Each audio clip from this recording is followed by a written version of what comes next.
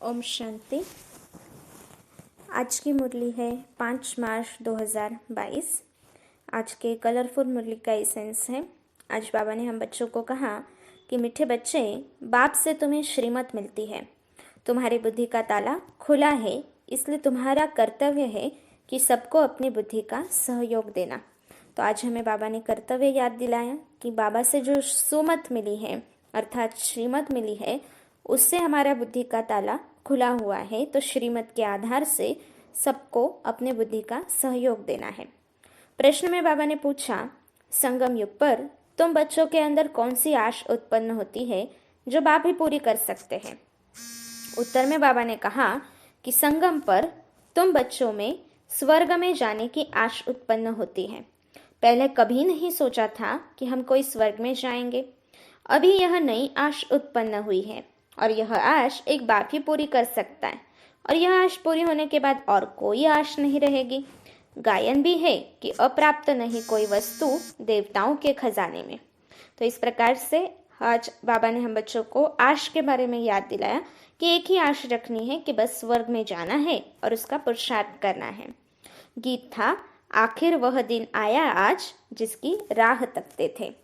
तो बाबा ने कहा, सभी भक्तों के लिए कोई न कोई दिन तो जरूर आना है। सब भगवान को याद करते हैं।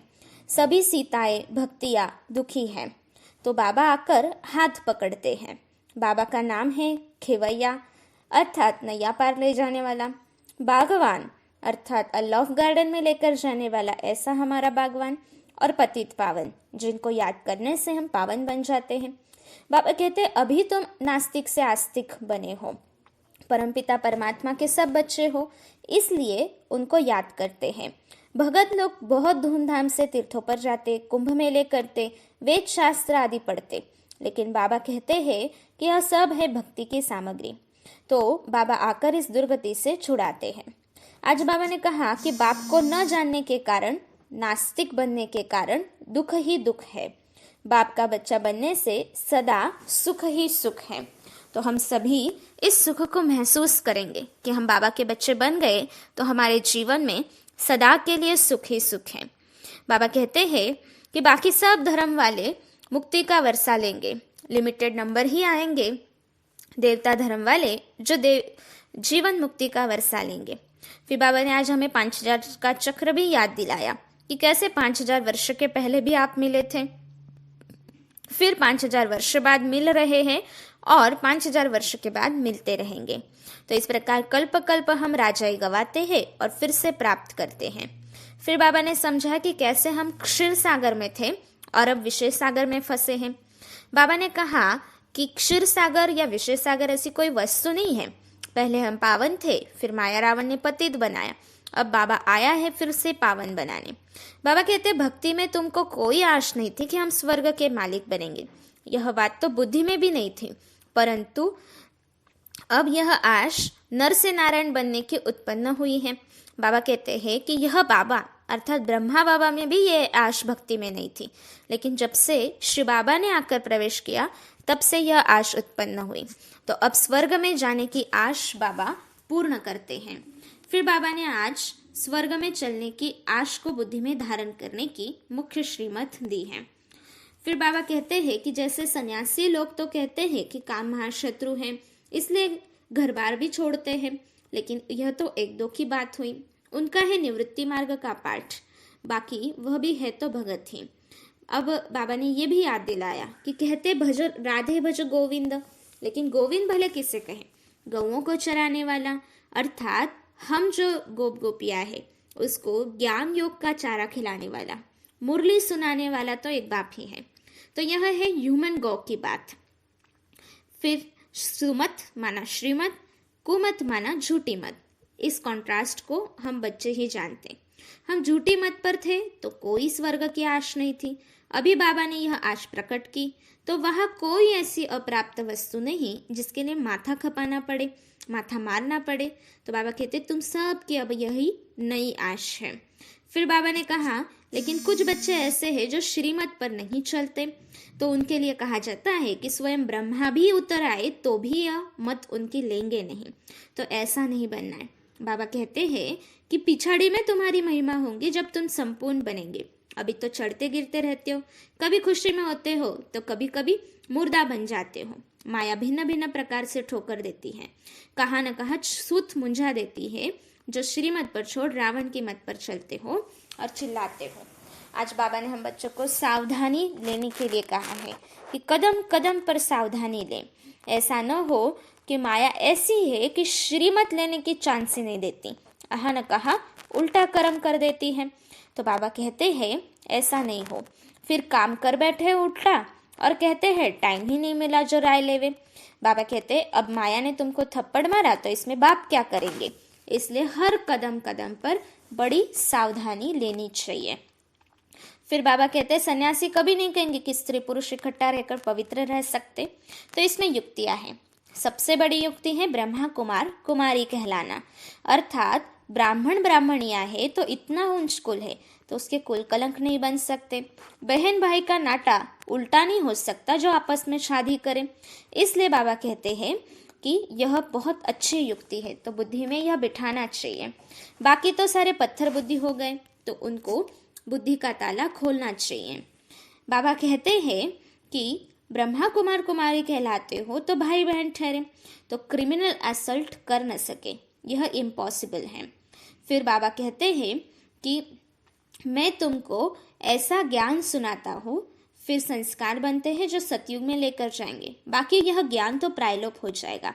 राजधानी जब पूरी हो जाएगी तो सारे खलास हो जाएंगे। पांडवों ने राजधानी स्थापन की, यह भी शास्त्रों में नहीं है। देवताएं तो थे पावन दुनिया के मालिक, तो दैत्य पतित दुनिया में है।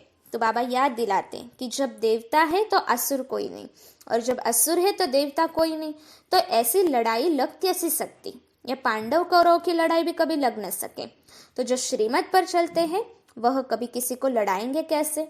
तो बाबा कहते हैं लड़ाने वाले हैं मनुष्य, लेकिन शास्त्रों में जो लड़ने या जुआ खेलने की बात है, तो बाबा कहते हैं ऐसी छुट्टी मैं नहीं देता हूँ। या पांडव कोई मूर्ख थोड़ी थे जो जुआ खेलेंगे या आपस में लड़ेंगे। तो यह सारी अहिंसक लड़ाई की यादगार स्वरूप में बातें लिखी हुई हैं।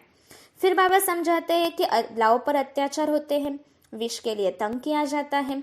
फिर अगर उनको समझाए कि काम महाशत्रु है, इस पर जीत पाने से तुम स्वर्ग में आ जाएंगे, तो ऐसे ऐसे समझाने से कई भाई मान भी जाते। तो फिर वह माता को देवी कह पूछते हैं।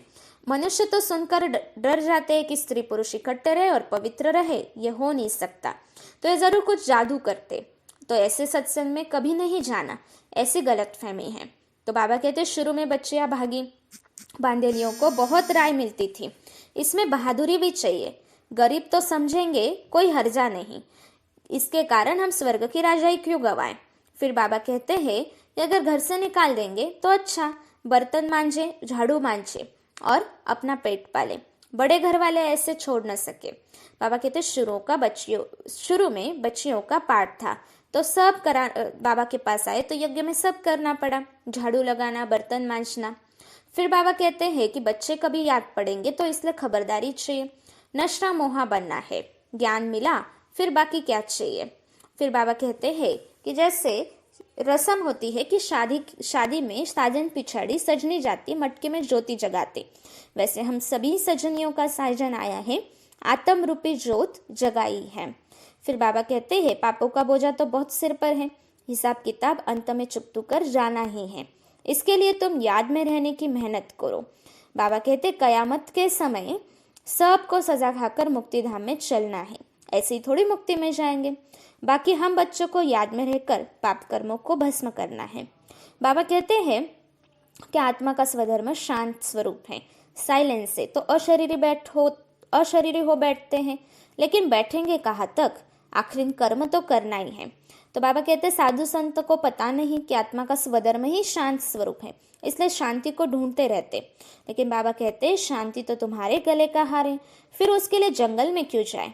हम तो कर्म योगी है, तो कर्म करते हुए बाप को याद करना है।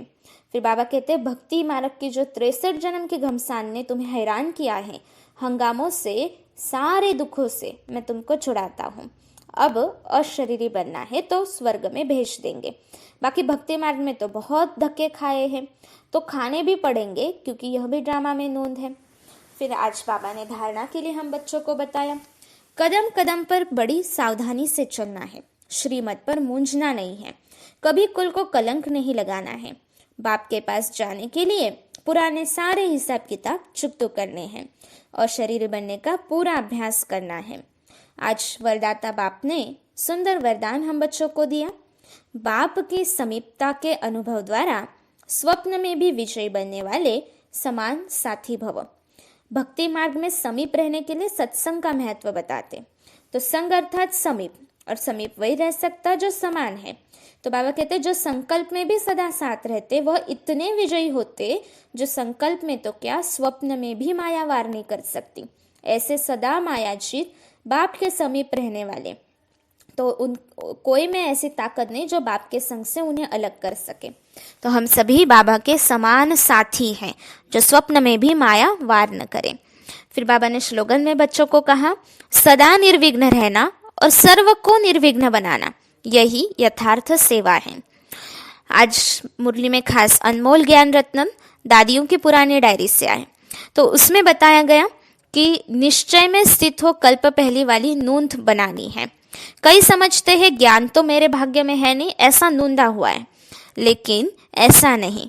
निश्चय अवश्य रखना है कि मेरे भाग्य में नूंद है, पुरुषार्थ कर अपनी प्रारब्ध बनानी है। विराट फिल्म अनुसार यह ड्रामा बनी हुई है, लेकिन पुरुषार्थ से इस बनी को बनाना है।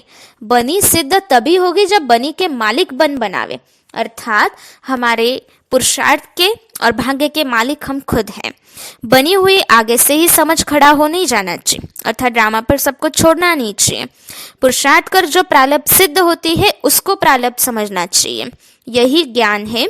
और बाकी नोंद समझ पुरुषार्थहीन हो जाना, अर्थात ड्रामा में होगा तो कर लेंगे, ऐसा समझ जाना, यह अज्ञान है। अच्छा, ओम शांति।